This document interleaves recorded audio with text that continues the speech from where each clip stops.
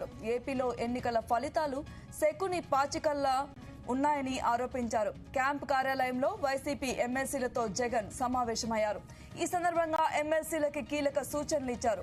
ఎమ్మెల్సీలు ప్రలోభాలకి లొంగిపోవద్దన్నారు జగన్. కేసులు పెట్టినా భయపడొద్దన్నారు. అసెంబ్లీలో వైసీపీ ఎమ్మెల్యేలపై నోరు పారేసుకునే అవకాశం ఉందని, అందుకే మండలిలో గట్టి పోరాటం చేద్దామని వారితో జగన్ అన్నట్లు తెలుస్తోంది. ఇక ఇదే అంశంపై మరిన్ని వివరాలు మా ప్రతినిధి నాగేశ్వరరావు అందిస్తారు.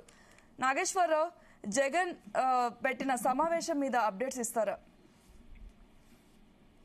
సౌమ్య, ఆంధ్రప్రదేశ్ రాష్ట్రంలో మాజీ ముఖ్యమంత్రి, వైసీపీ అధినేత, ప్రతిపక్ష నేత అయినటువంటి జగన్మోహన్ రెడ్డి సంచలన వ్యాఖ్యలు చేశారు. గత కొద్ది కాలంగా కూడా అంటే దాదాపుగా జగన్మోహన్ రెడ్డి ఆ వైసీపీ పార్టీ పెట్టి క్రియాశీలకంగా వ్యవహరిస్తున్నది దాదాపుగా 12-13 సంవత్సరాల దాకా కావస్తుంది. ఈ 2 టర్మ్స్ లో కూడా ఒకసారి 60 సీట్లతో ఓడిపోగా సెకండ్ టైం దాదాపుగా 11 సీట్లతో సరిపెట్టుకోవాల్సిన పరిస్థితి ఏర్పడింది.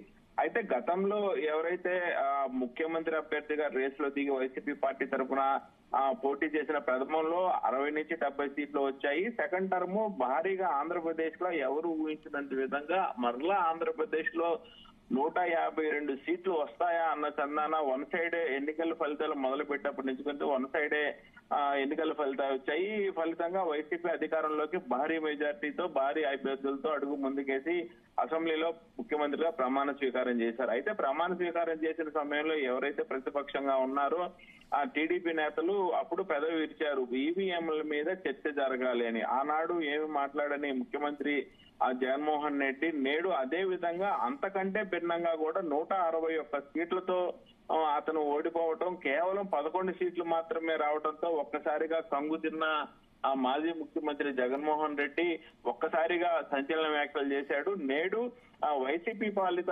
ఎమ్మెల్సీలతో సమావేశం ఏర్పాటు చేశాడు. ఈ సమావేశానికి వైసీపీ పార్టీ తరఫున ఆ ఎమ్మెల్సీలందరూ కూడా అటెండ్ అయ్యారు. అయితే ఆ అసెంబ్లీలో అయితే ఎమ్మెల్యేల బలం తక్కువ ఉంది, అలాగే మండలిలో అయితే ఎమ్మెల్సీల బలం ఎక్కువ ఉంది. కాబట్టి మండలిలో మనల్ని డామినేషన్ చేయలేని పరిస్థితి ఉంటది. కాబట్టి ఖచ్చితంగా మండలిలో మన ప్రజావాణి అనేది ఖచ్చితంగా వినిపించాలి అని మాట్లాడే సందర్భంలో ఆ సంచలన వ్యాఖ్యలు అయితే చేశారు. ఇది ఒక్కసారిగా రాష్ట్ర వ్యాప్తంగా కాకుండా దేశవ్యాప్తంగా కూడా చర్చకు దారితీసే అవకాశాలు అయితే కనపడతా ఉన్నాయి సౌమ్య. దాంట్లో ప్రధానంగా చూసుకుంటే ఈవీఎంలపై దేశవ్యాప్త చర్చ జరగాలని ఒక్కసారి ఎమ్మెల్సీలు తాంటంతో ఒక్కసారి ఎమ్మెల్సీలు కూడా కంగుదిన్న పరిస్థితి సోషల్ మీడియాలో హల్చల్ అవుతుంది.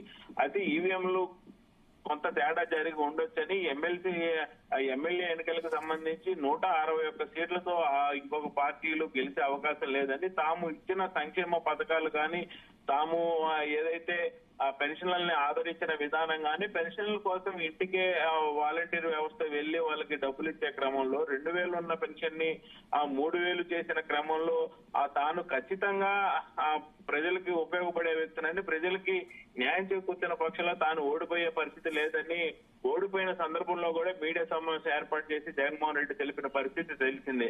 అయితే నేడు అదే సందర్భాన్ని నాగేశ్వరరావు, ఇప్పుడు ఈవీఎంలపై జగన్ అనుమానం వ్యక్తం చేస్తున్నారంటారా? ఖచ్చితంగా అనుమానమే స్వామి. ఖచ్చితంగా దీనికి సంబంధించి కూడా జగన్మోహన్ రెడ్డి అన్న మాటలు ఏంటంటే ఆ ఈవీఎంలపై దేశవ్యాప్తంగా చర్చ జరగాలి అనే విధానాన్ని తీసుకెళ్లాలని చెప్పి ఎమ్మెల్సీలకు సూచించారు. ఎమ్మెల్సీలతో కూడా ఆయన అన్నమాట ఈవీఎంలపై చర్చ జరగాలి, ఈవీఎంల గురించి ఆలోచించాలన్న కోణంలో ఎమ్మెల్సీలతో చెప్పడం అంటే ఖచ్చితంగా ఆ ఈవీఎంలపై అనుమానం ఉన్నట్టే అర్థమవుతా ఉంది.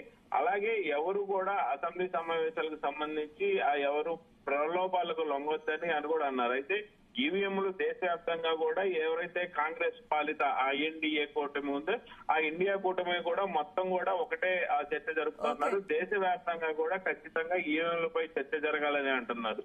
ఆ గతంలో భారతీయ జనతా పార్టీ కర్ణాటకలో వచ్చిన సమయంలో కూడా దీని గురించి ప్రధానంగా చర్చ వచ్చింది. అలాగే మిగతా రాష్ట్రాల్లో కూడా బీజేపీ పాలిత రాష్ట్రాల్లో బీజేపీ అధికారంలోకి వచ్చినప్పుడు కూడా చర్చ జరుగుతా ఉంది. అలాగే ఇన్ని రోజుల దాకా ఏ మాట మాట్లాడే జగన్మోహన్ రెడ్డి ఓడిపోయిన తర్వాత ఈ మాట మాట్లాడడంతో ఒక్కసారిగా అయ్యిందే కూడా. Thank you Nageswararao.